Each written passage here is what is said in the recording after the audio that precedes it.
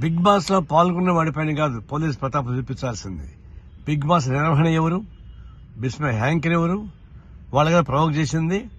Big boss management పైన, హ్యాంకర్ నాగార్జున పైన case పెట్టాలి తప్ప ఆ బిగ్ బాస్ లో పాల్గొన్నటువంటి ఒక రైతు బిడ్డని హింసించడం, కేసు పెట్టడం, చివరికి వాడు పరాయి వెళ్ళిపోయాడు, అండర్గ్రౌండ్కి వెళ్ళిపోయాడు.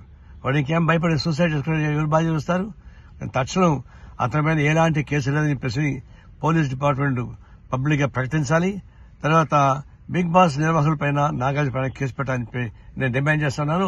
ఆ అబ్బాయికి పొరపాటు ఏమైనా జరిగితే మాత్రం పోలీసు బాధ్యత వహించాల్సి వస్తుంది.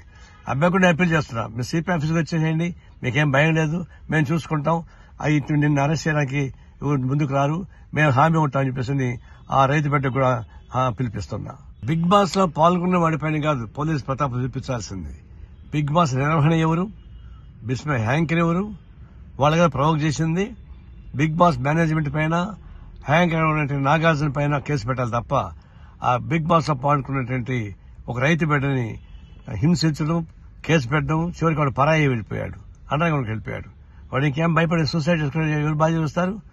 తక్షణం అతని మీద ఎలాంటి కేసు లేదని చెప్పేసి పోలీస్ డిపార్ట్మెంట్ పబ్లిక్ గా ప్రకటించాలి. తర్వాత బిగ్ బాస్ నిర్వాహకులపైన, నాగార్జున పైన కేసు పెట్టాలని చెప్పి నేను డిమాండ్ చేస్తున్నాను. ఆ అబ్బాయికి పొరపాటు ఏమైనా జరిగితే మాత్రం పోలీసు బాధ్యత వహించాల్సి వస్తుంది.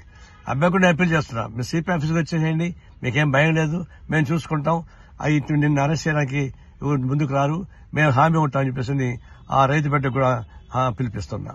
మరిన్ని వీడియోస్ కోసం ఛానల్ ని సబ్స్క్రైబ్ చేయండి, లేటెస్ట్ అప్డేట్స్ కోసం వాట్సాప్ ఛానల్ ని ఫాలో చేయండి అండ్ లింక్ డిస్క్రిప్షన్ లో ఉంది.